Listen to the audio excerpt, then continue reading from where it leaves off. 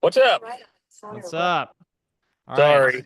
right. Yeah, that was my car had about a foot of snow on it trying to get it from the airport. So I've been hand shoveling snow off the hood of the car here. So I apologize for the delay. Oh, good. That's intense. Yeah. Miserable is what it is, actually. That's the word you're looking for. What's up? We got some good questions today. Yep. Awesome. Hold on a second. I gotta. Well, you got a couple questions here. So we're gonna start with Erich. Erich is asking any info advice on how to start a rehash. So I'm assuming that's like a sales rehash is what you're referring to there, Erich. I'm pulling up right now our article on it. Lead rehash. How to lead rehash with ProLine. I'm assuming that you're talking about in ProLine. So I'm just gonna put this. Oh, I didn't mean to do that. Type answer. Okay, so I just typed it in. I'm gonna put it in the chat as well. Let me see everyone. So that's our guide to lead rehashing with ProLine. The key with a lead rehash. So for ProLine, we already have lead rehash built into all our sales follow-up campaigns, so you never have to even worry about it if you've been using ProLine for a minute. But if you're new to ProLine and you're just coming in, then it's gonna pay off to do like a special kind of one-time lead rehash of your old leads that haven't been actively followed up with over an extended period of time. And so anything that's older than about cool. Yours says new to ProLine. So anything in your current CRM that you haven't talked to in the last 60 to 90 days. So anything kind of older than 60 days, depends on what you're comfortable with. But I would go ahead and put those. And there's like a few different approaches. There's not one size fits all. If you're importing for the first time, like leads in from your previous CRM, then you might want to go ahead and set it up as a stage in your account for a lead rehash, and then you're going to put a campaign triggered by that stage. That might be the easiest approach. If they're already in ProLine, you can use the all projects area to bulk start a campaign. So I have a video in that article that goes over it, and it has step-by-step instructions. So just follow that, and that'll help you get a lead rehash set up for those leads that you're bringing in that need to get follow up with. All right. Next question here. Thanks for the question, Erich. Next question here. Jack says, I saw that Scott has Roof Quote Pro on his website. Curious how effective that's been for him. Has he sold any jobs through it? Does it usually still require a human touch to close the sale? Scott? Yeah, I mean, to close the sale, absolutely. I think the mistake a lot of people make with these instant estimating tools, because there's more than one. I mean, I like Roof Quote Pro. I like the team over there. Overall, I think it's the best choice. It's very customizable too, but and I think it's probably the most accurate from what I've figured. But it's not a sales tool. It's more of a lead magnet. Like, it's really not to sell a job. It's to gather the lead and then absolutely put the human touch onto it to sell that job. None of these tools, in my opinion, are accurate enough to sell a true job from. They are accurate enough to get a good general idea of what that job is going to cost for the homeowner, but you absolutely still need to write them a true proposal, in your CRM and ProLine, whatever you're using, with real measurements, because the measurements that are given inside of any of the, I've used more than one, so I do have a little bit of background in this. None of them are, in my opinion, accurate enough to write or to give that as a quote. Yeah. The but other side. a lot of our website traffic goes into that we collect their data, their name, phone number, email, address. Now we get to follow up with them. We get to stay in contact with them. They go directly into a speed lead campaign inside of ProLine. As soon as they fill it out, they go to a speed lead campaign in ProLine. They get a text and an email with our booking link saying, "Hey, would you like to book an appointment? We saw you just entered your info for an instant estimate, but we'd love to give you a real estimate to try to help you get this roof replaced." Um, so it's a real seamless process, but yes, it still requires effort on your end. Yeah. Also, I mean, we really love Roof Quote Pro in general at ProLine. We have a really good relationship with them. We have an integration with them from our side. They're about to launch a other side of the integration on their side to make it even easier and to send even more information into ProLine after things get opted in. But even right now today, you can have it set up like Scott's talking about. It goes into a speed lead campaign in ProLine that's going to help you to book the actual inspection and proceed with the job. The Roof Quote Pro specifically, they like to talk about their long-term vision of kind of selling roofs just automatically through like self-serve roof sales.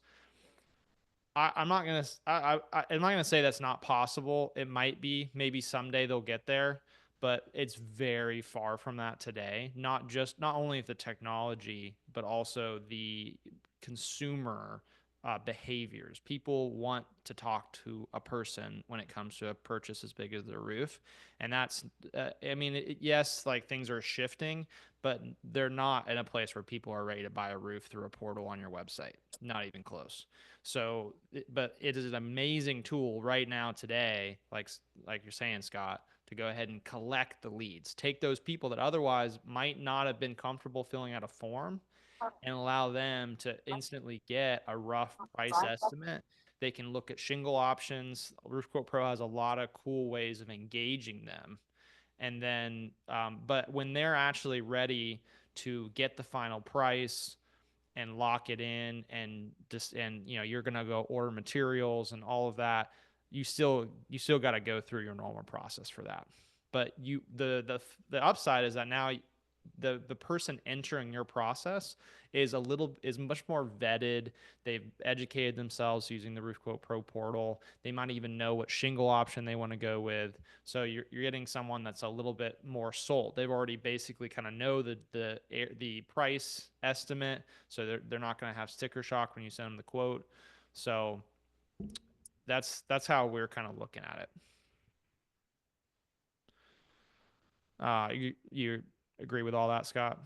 Yeah, no, I think it's spot on. I think the consumer's ready to buy uh, products in that manner, but I don't think they're ready to buy services in that manner. So, Not uh, high ticket services, at least. right, exactly. Yeah, you might buy a car online, but you know, a roof costs about as much as a car.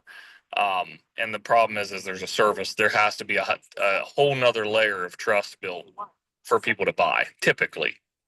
Yeah. Yep. Yeah, and not only that, but it's like a roof is a it's a it's for the most part it's more of a utility service. A car is often viewed as it's a much more visual, brand driven purchase. But most homeowners don't even know the difference between a GAF versus CertainTeed, and Right. most contractors are just choosing the one they want to sell, right? It's not like you're giving them a ton of options typically, so you're Right. just gonna stick with one. So it's just a little different. But Yeah. um, Emily says, "This is my first official year doing sales. What is a piece of advice you wish someone told you in your first year? How can I set myself up for the most success possible?" And before we answer this, I just wanted to say, I might, let Scott answer this. For everyone, thanks for joining us. This is Roofer to Roofer. I know like 3 or 4 people have joined since I said this. This is Roofer to Roofer. So Scott and I are here to answer your questions about the roofing business. Scott, as the owner of Rainstoppers Roofing, myself as the CEO of ProLine. So I'm seeing the tech side. I've worked in marketing and John Delora, my co-founder's business for many years. So we got our knowledge here to give to you. So if you have any questions for us, put that in the Q&A down at the bottom of Zoom, and we'll address those. We got our own questions too if we run out of yours, but we always love answering live questions if possible. Um, so yeah, Emily's question: what piece of advice would you have, Scott, for someone that you wish you had heard in your first year doing roof sales? Go knock doors. I was always, and I don't know if she's in a, retail or store market, but it doesn't matter. We're full retail, 100% not a store market. And, canvassing works. It really does. It's free. It just takes your time. If you're a sales rep and you're really trying to boost sales, I mean, like this past year, 24 was a slow year for leads, kind of nationwide from what I understand. What better way to try to, set yourself up for success and go do something proactive that doesn't cost you any money? It just takes effort. So, to me, that's a huge one. Um, I think another one would be doing thorough inspections. A lot of people kind of just walk up. They don't really, get company cam or some tool like that. Do a video inspection or a very well documented photo inspection of the roof, the gutters, the attic, everything, and then go do a really, really nice presentation with that on your tablet or your computer. Show them, the damage. Like most people don't understand. They just, well, I've got a leak. No, actually, you've got issues all over the place. Let me show you. You really need to see this. So, um, those are two things that I think getting started in sales could just, kind of catapult you into the next level. Yeah, I think a lot. I've come around on door knocking as well. I had door knocked in the past for pest control, not roofing. But John's always been pretty opposed to door knocking, but it just works, man. It works. And it's free. It's free. And I say free. The way I kind of see things structured is if we kind of go into a more of a canvassing model, we do a little bit of it now, but if we go into more of it, I would probably alter my commission rates with my sales reps for self-generated leads versus, leads provided by the company, um, just to incentivize them more to go knock those doors. So to the company, it's not necessarily free. We would pay the sales rep better, but to the sales rep, they kind of create their own destiny a little bit. And to me, that makes good sense. Yeah. Yeah, I think tell me what you think of this, Scott, but I would say it's dangerous to try to build a business entirely on door knocking only. I But agree. if you can use it to supplement a good brand and good local marketing.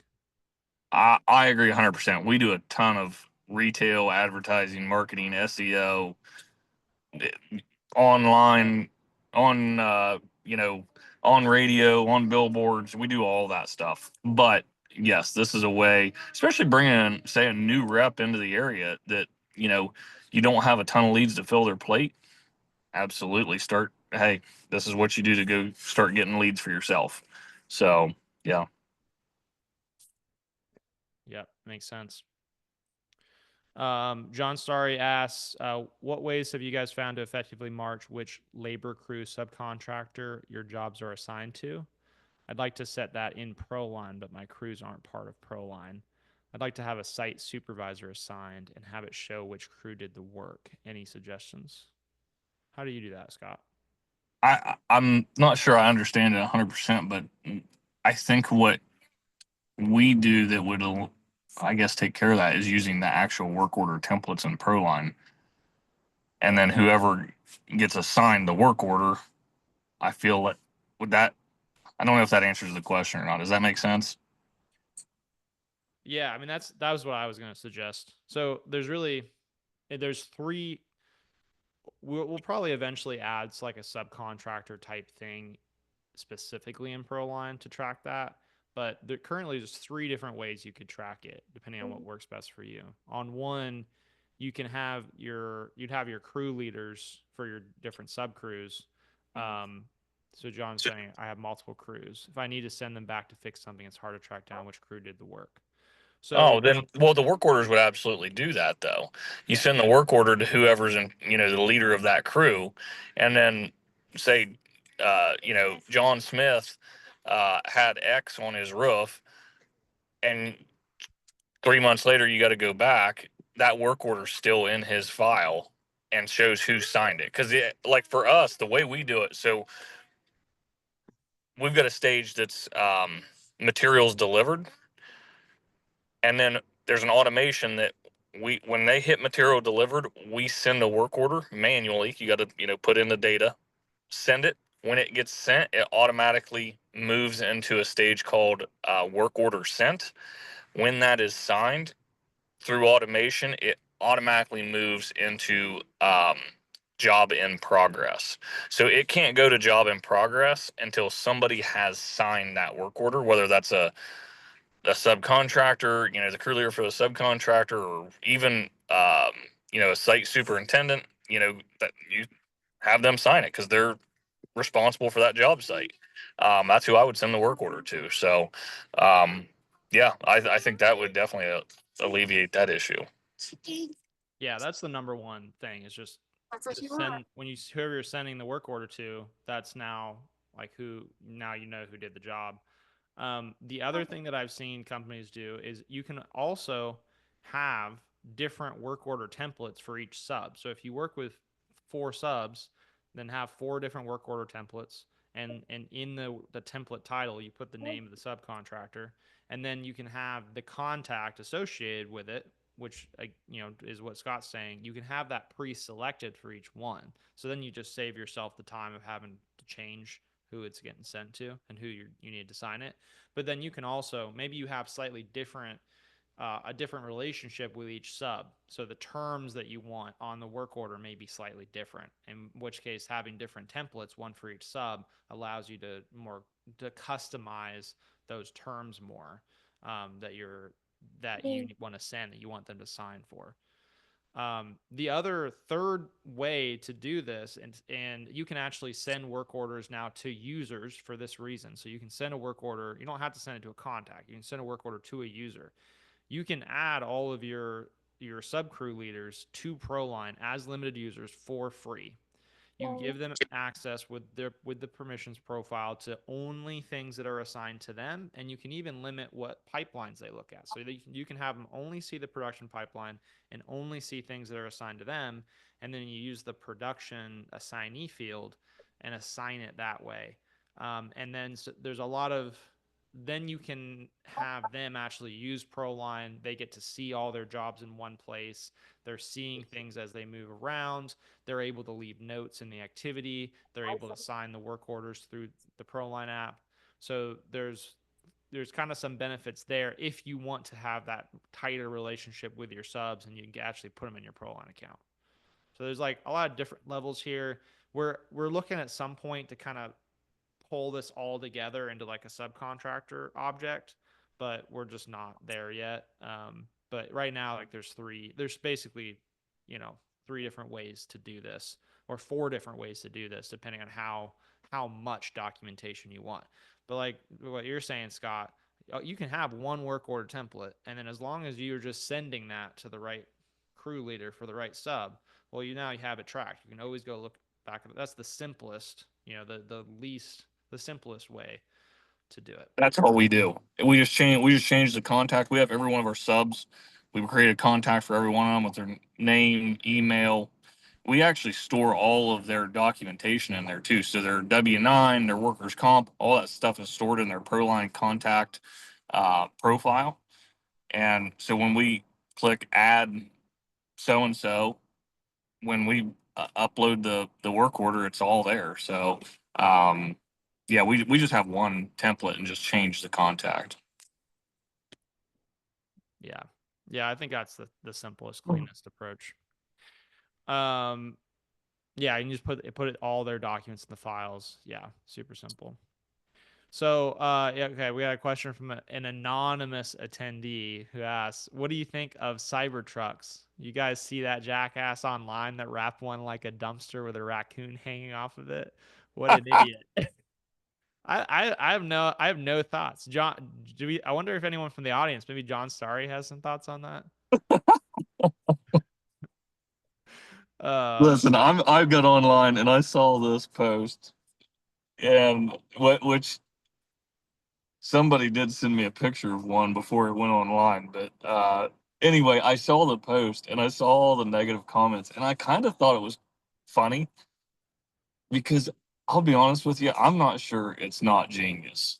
Um, like I'm not. It's Here's the deal. It's either absolutely freaking brilliant or it just doesn't matter. You know what I mean? Like it's not going to have a negative effect. There's no negative effect from it. It's either not going to have an effect or it's going to absolutely slaughter. And I think it's going to slaughter because I this particular fella I think is going to do a handful of these wild looking wraps, all different. And I kind of have this vision of you got 8 or 10 trucks in your fleet and your little piece of the world, and 8 or 10 wild, awesome looking truck wraps. And yeah, they might not be the most legible, but people they're gonna recognize them like immediately. yeah.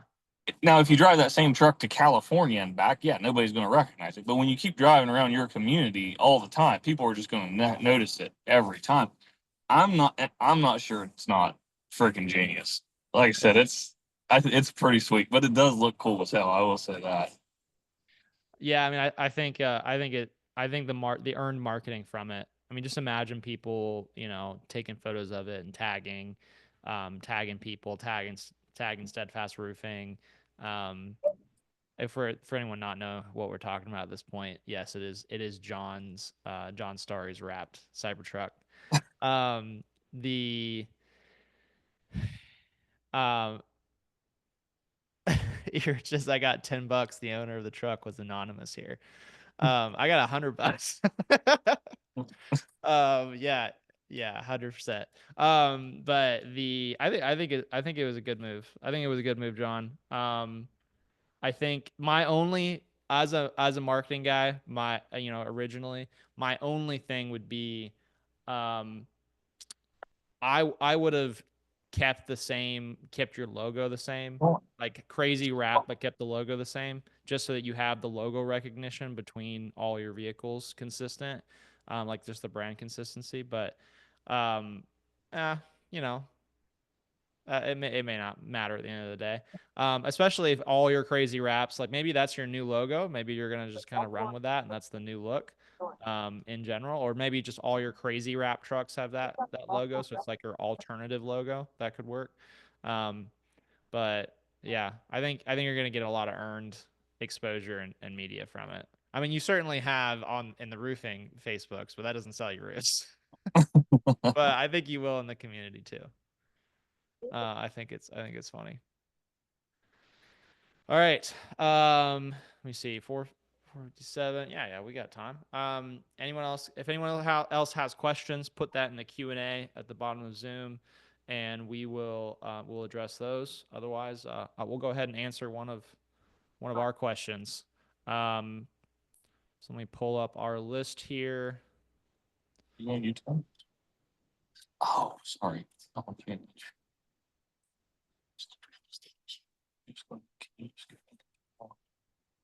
All right. How about this? What business tasks in my roofing business can be outsourced to VAs or third-party services?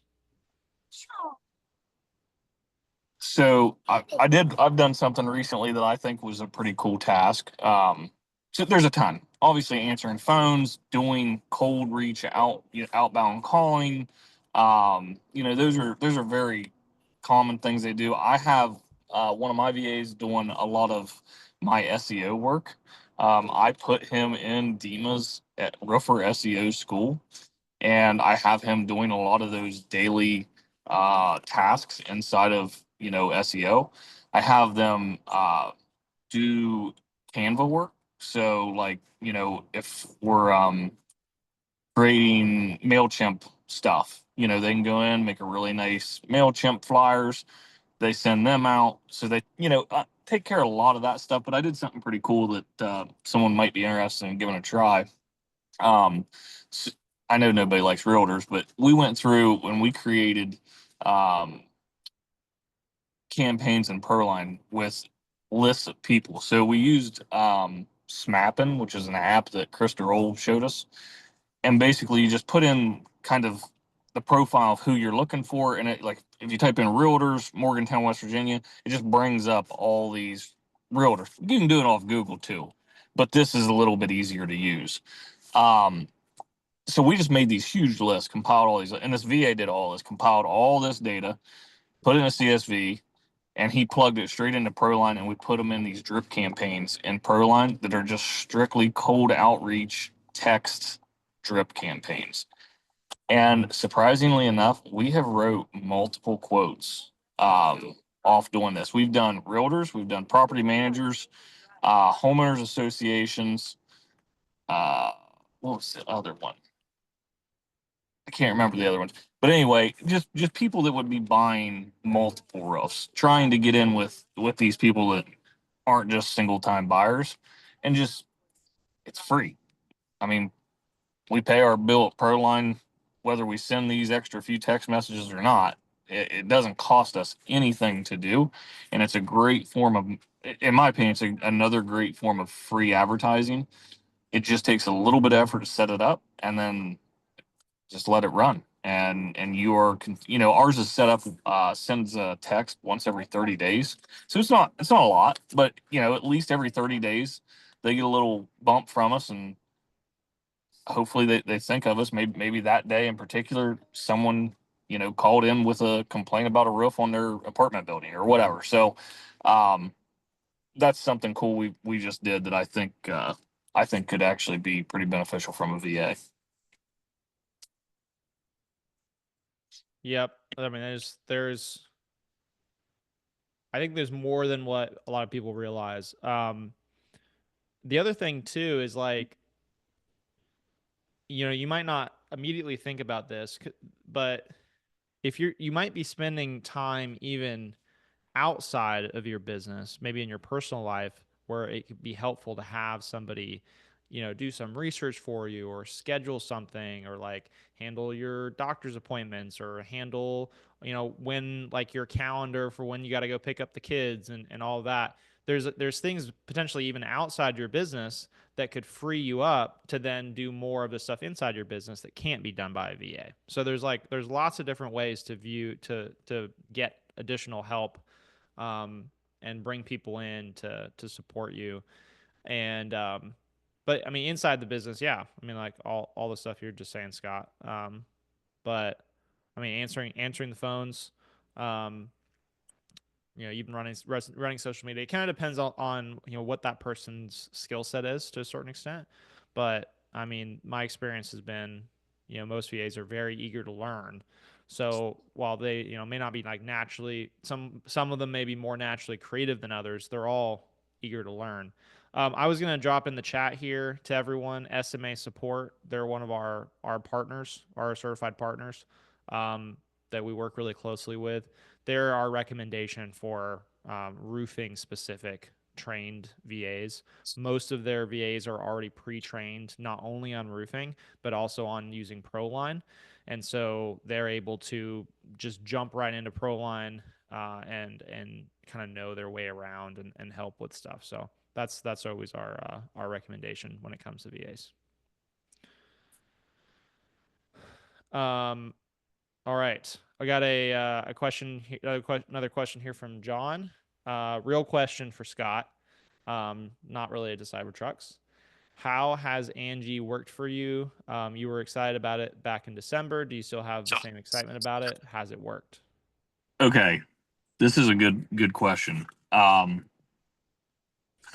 want to say Angie still sucks, but it doesn't. It kind of sucks because we got a lot of bullshit leads, a lot, but we do get some good ones. Now I say bullshit leads, but it's also, well, look at the weather. You know, this is not roofing season in Ohio. In my house, we got 10 inches of snow on the ground, and it's been like actually unseasonably cold in December, and I started in December. So, I don't I don't want to give up on. I'm going to do it for a year and give it a real go. I will tell you, it's funny because they tried to tell me, like they said, I told them, I said I cover all these different areas. They said, well, this market in particular would be a real good market for you. These two are just okay. So I went ahead and did all three markets.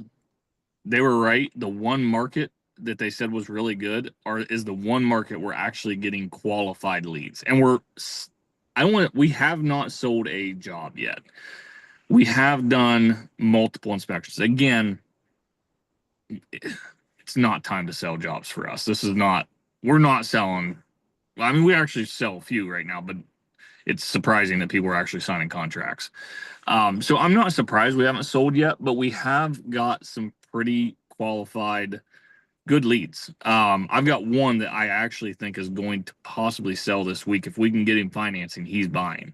And it was an Angie lead. So the reason I like it though is literally because of the integration in ProLine. If it wasn't for that, I would not do it. But if you're using ProLine and you want to give something a test, call them and see. They'll tell you if a specific area is in need of contractors, or if it's got plenty of they'll let you know. If it's in need of contractors, you set up a speed to lead directly for Angie customers, and as soon as they fill out that form on Angie, they get a text from my office lady that just says, "Hey, this is Jennifer. Thanks for filling out our form.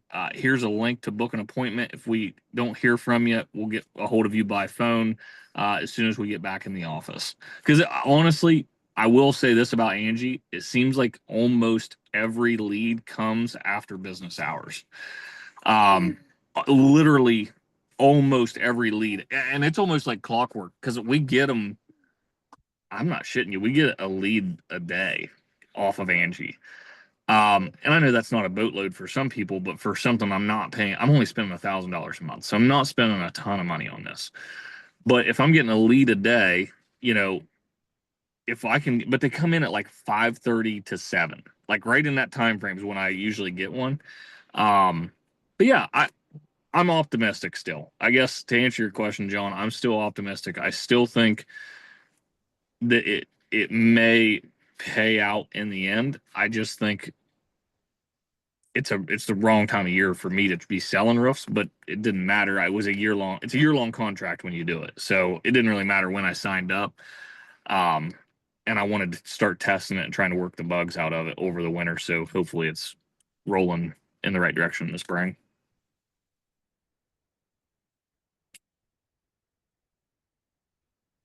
Yeah, I mean that is one really, if you try a new lead source in the middle of the winter, it's like you got to kind of be fair about it. If all your other lead sources aren't working so great either.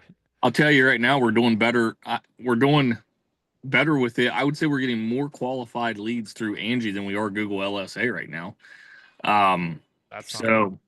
so that's why I'm optimistic, is because it, lead sources in the past that have proved to pay off well, it's playing in that realm. It's playing in that ballpark for us. So I think it'll be a good spring for us. Yeah. Um, Jack asks, are there any other lead aggregators besides Zapier that work well, or sorry, not Zapier, Angie, that work well for you guys? Um, Scott, do you have any other lead aggregators use? Obviously, LSA. That's Yeah. that's a big. That's always, ever since it came out. It's gotten worse and worse every year. But Yeah. when it first started, that was, I mean, we shut off all other forms of advertising for like 6 months because our phone rang off the hook, strictly off Google LSA. I mean, we couldn't keep up just off of that. It's slowed way down, but it's still a good place to be. It's cheap. I mean, you get a qualified lead for, I think I'm paying about $50 a lead right now, and for a qualified lead, that's pretty good. So, um, those are the two that I would say are actual lead aggregators, and then Roof Quote Pro. Um, like I said, that's a lead magnet. That's not.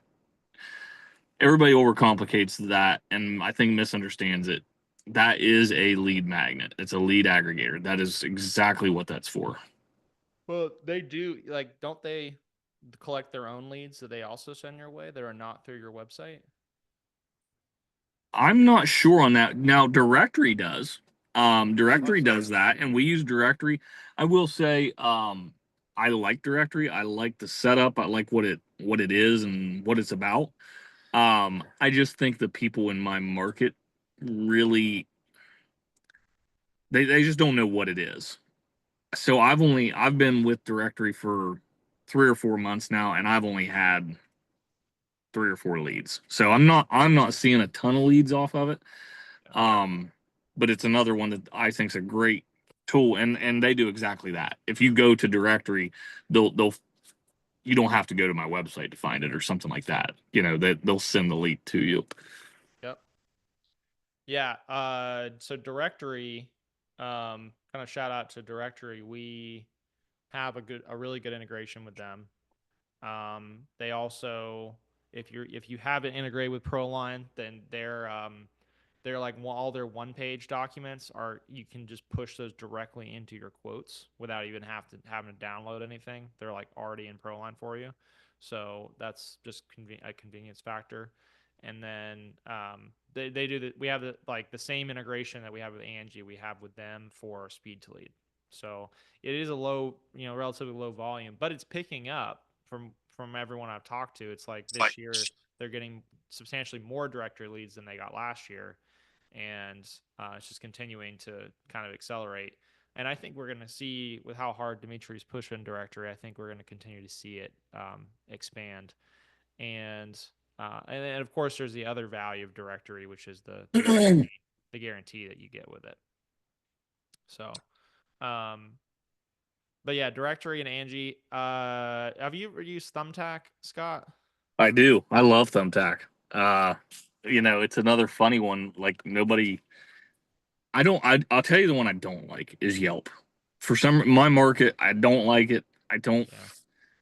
I don't do well on it. I don't have any success. Thumbtack's funny. I close almost 100% of the leads I get off Thumbtack. Wow. Mind you, we only get like 2 a month. It's not very much, but we literally sell almost every single job we get off Thumbtack. Yeah. And we pay $80 per lead. I think it's $80 a lead, what I've got the budget set at.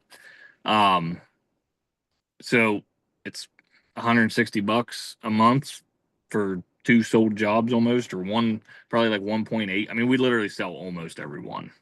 That's incredible. Yeah. Yeah. Yeah, that's really incredible. And there it's you don't have you connected it to ProLine in some way? I have not. Nope. I literally just it's I will say it's directly to my phone. So as soon as I see the lead come through, because I get a push notification, I literally respond immediately You do it on the instantly. little Thumbtack app, and Yeah. then they'll give us their information. I text it to Jennifer, screenshot it, send it to Jennifer, and she sets the appointment up. Yeah. Both Yelp and Thumbtack have been really hard to try to figure out a way to even get it linked into ProLine. Thumbtack does now have the ability, kind of indirectly, to get connected to Zapier, and so you could connect it to Zapier using and like a webhook on Zapier, and then you can connect Zapier to ProLine. And so you can do kind of a roundabout thing, I think, now and get Thumbtack connected. I haven't heard of anyone doing that yet. Um, but I think it is possible now. Yelp, I believe, is not. LSA and Leap or Yelp are not possible to connect to ProLine, at least at the moment. So, um, but yeah, Jack asks, have you tried Modernize? I've never heard of it. Jack, is that like a lead site? Like if I look up Modernize, is that going to come up? Modernize home services. Yeah, it came right up. Modernize home services. I haven't heard of this either. This looks very clean. Um, Jack, have you had good success with with Modernize?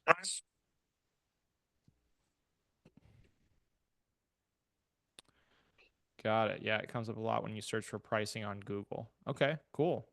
We'll have to keep an eye on this, see if there's a way to somehow connect it. Do Be they? curious if it's a pay per lead or a subscription model. Yeah. Okay, Jack says he hasn't tried it yet, but just getting his company set up. So, cool. Well, that's something we'll have to keep an eye on because it looks pretty clean. It looks like they're partnered with Home Depot and some other big brands. So that's definitely interesting. Cool. All right. If you guys have any other questions, we'd love to keep answering y'all's questions. So anything else we can answer, please put that in the Q&A.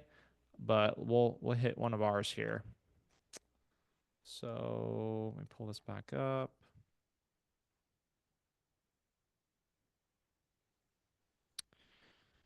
So Scott, if you guys are working on a roof replacement, and while you're up there on the roof, you're seeing that there's a need for additional repairs in some way to protect the home. Say like, there's a hole in the siding, there's additional more rotted, the OSB needs to be replaced, or maybe you see a pipe leaking or something like that. How do you guys communicate that to the homeowner?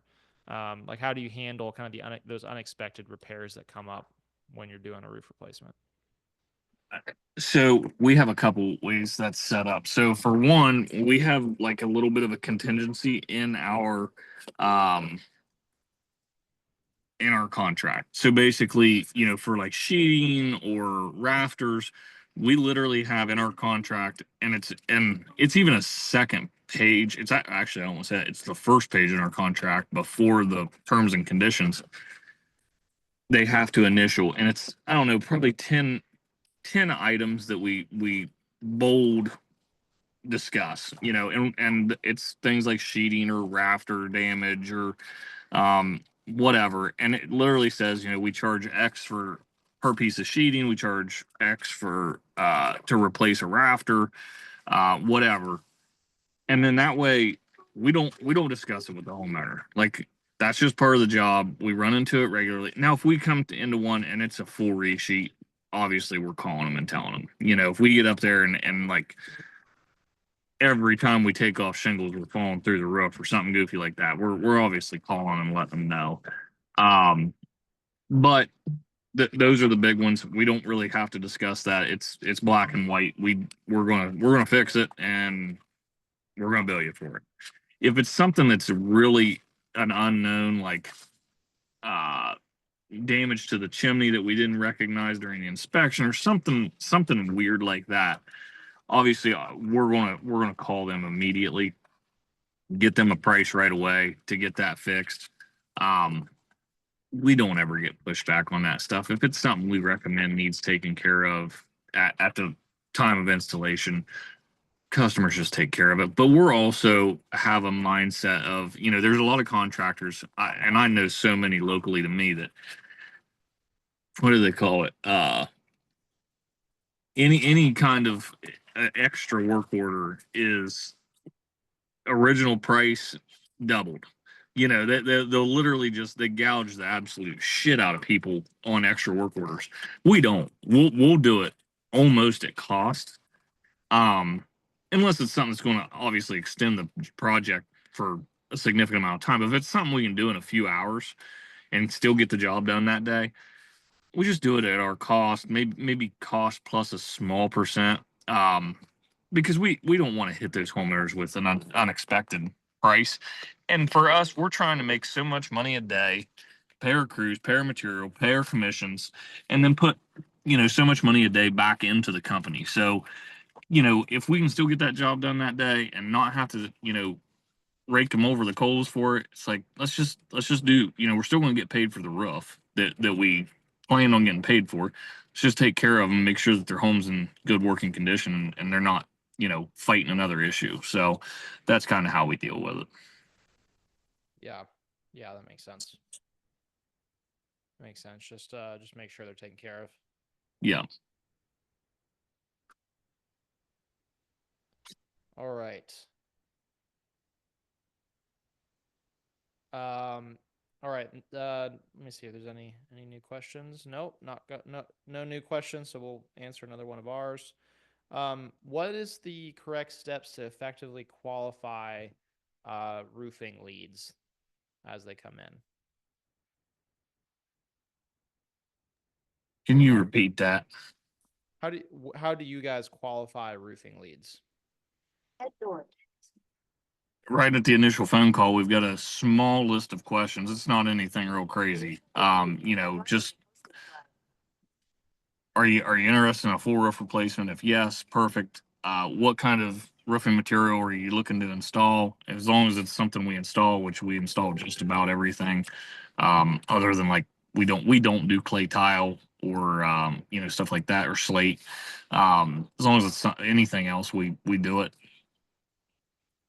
That's pretty much our only qualification questions. We used to ask questions like, "Do you know how you're going to pay for this roof?" or blah blah. Like we quit doing all that stuff because I mean we've already got 3.2% baked in to the. We used to ask that question because if people were like hell bent on financing, we would we would inflate our quote a little bit to cover some of those financing fees. But now that we've automatically got 3.2% baked into our ProLine quotes with a cash discount, we don't worry about that question because we don't really care. If you're going to finance it, our financing's 3.8%. So we eat like a 0.5% on finance jobs. I don't care. We're not changing our process for 0.5%. Um, but yeah, those are really the only two questions that we care about to make sure because we're not really doing much for roof repair. Um, but and even when we do offer roof repairs at certain, like right now at this time of year, um, we still ask, is it a full roof replacement? If no, it's a repair, then it's still a qualified lead just for a different pipeline. Yeah.